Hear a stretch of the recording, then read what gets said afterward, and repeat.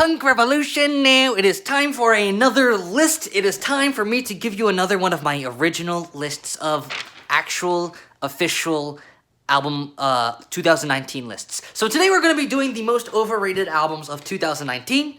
This is the official list, and you know, I'm kind of well known amongst the music critic community as one who does not fall for the hype, who sees straight through the hype, does not take money from the industry, and just gives honest reviews. So here we go, the top 5 most overrated albums of the year, without a doubt. This is going to be it. By the way, not all these albums on this list are necessarily like terrible or bad or anything, but they're fucking overrated for one reason or another, which I will explain in the video. So let's get started with number 5. Number 5 is going to be Pups' album, Morbid Stuff. So Pup, I think they're actually a fairly talented band. They're good at their instruments. But what makes this album overrated is that when this was released, a lot of people were hailing it as like one of the best pop punk albums of the fucking decade, one of the best pop punk albums they've heard in a long time. Blah blah blah blah blah blah blah. Pup's a long established pop punk band, probably one of the bigger pop punk bands of the decade.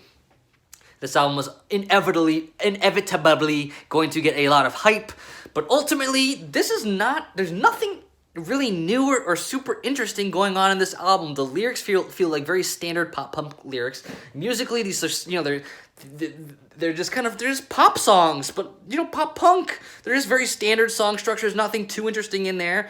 Some decent riffs here and there, and it's just a super fucking average pop punk album in my opinion. And there are other better pop punk albums that were released this year that got way less attention, like Prince Daddy Nahiana's album, or Origami Angel's album. Pups' album is just fucking overrated. They must have like an expensive record label to advertise a lot for them. Okay, that was number 1 for 5. I mean, number 4 is going to be Vampire Weekend's Father of the Bride. I almost forgot what it was called. Father of the Bride. Okay, so this album sucked ass. Again, another album by a big artist, Vampire Weekend, that everyone's super hyped about. Like, yay, Vampire Weekend is releasing another album. It's gonna be so epic. And this time they put freaking psychedelic elements in their pop. It is so innovative and crazy, and it's like the fucking Beach Boys. It's a genius pop album. No, it's not. This album sounds like fucking commercial music. It's a joke, okay? If it wasn't released by Vampire Weekend, everyone would just be fucking, like, so bored by this fucking album because it's lame. This is the definition of lame-ass music, okay? So, a lot of hype, a lot of excitement, got pretty good reviews for the album, but really, it's just musically just so... when I was listening to it, it literally sounded like I was listening to commercials, okay? So that's number 4. Number 3. Number 3, by the way, is a perfectly fine album, but it's overrated, so I gotta put it on the list. Number 3 is U.F.O.F's... Big Thief's album, U.F.O.F.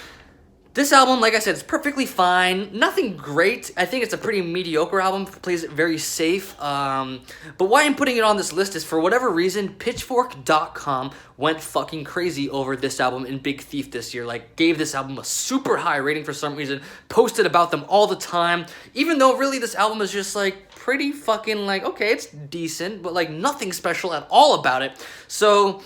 Pitchfork must have saw some sort of profitable opportunity around Big Thief. Maybe Big Thief had the right connections to like get them a shit ton of press from Pitchfork. Something sketchy is up with Big Thief this year, because this is, you can go listen to it. It's perfectly fine, but really not mind-blowing at all. But for some reason, Pitchfork went fucking crazy over Big Thief this year.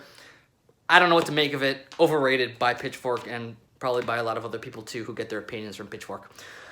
All right, now in the top 2. Top 2. Okay, number 2 is going to be Jesus is King by Kanye West.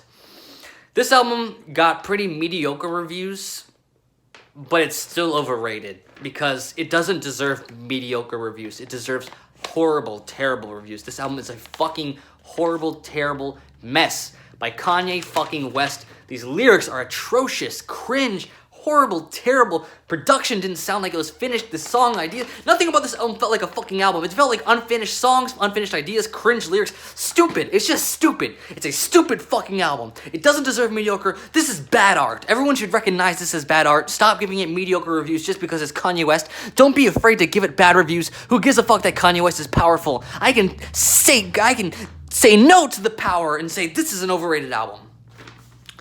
Alright, shame on you, Anthony Fantana. Shame on you, Pitchfork. You should have given it lower ratings. Okay, last one. Ooh. Ooh. I can't, didn't work. Okay. Ooh. Okay. Number 1 is going to be Tyler, the Creator's Igor. This album, when I listen to it, I always have the same reaction, which is like, what the fuck is special about this album at all? It just sounds like a fucking standard pop, soul, hip-hop album with literally nothing special going for it.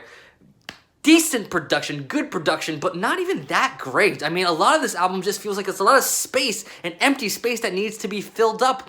But the melodies are so lackluster and average that they feel like they seem more like background vocal parts rather than actual pop melodies that should be driving this fundamentally pop album. It's just so like, what is special? It's like, what am I supposed to be listening to here? There's nothing interesting going on. It's just a bunch of like ideas we've heard in soul and hip hop before, re-released by Tyler, the Creator, who, you know, whoa, a pink album cover so edgy and amazing and crazy and wacky, and it's a freaking, look how ugly he looks. Oh my god, it's so fucking lame. It's overrated, it's try-hard, it's fucking stupid. There's nothing special about this album at all.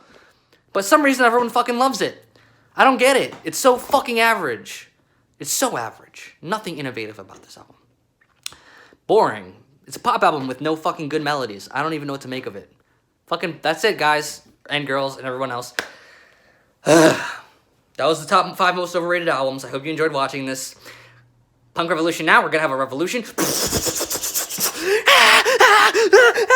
Revolution now!